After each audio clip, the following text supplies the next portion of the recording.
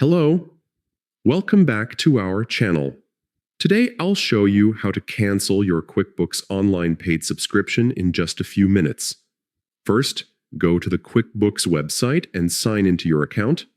Make sure you select QuickBooks Online when logging in.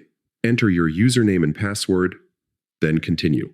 Once you're logged in, click on the settings icon at the top right of your dashboard. From the drop-down menu, select Subscriptions and Bill.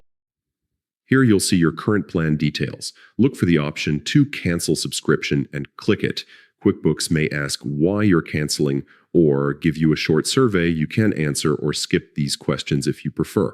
Follow the prompts, confirm your cancellation, and read any final notes about access to your data.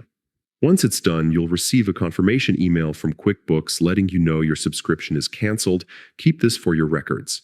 And that's it. You've successfully canceled your QuickBooks Online subscription. Thanks for watching, and I hope this guide helped. Don't forget to like and subscribe for more step-by-step tutorials. See you next time.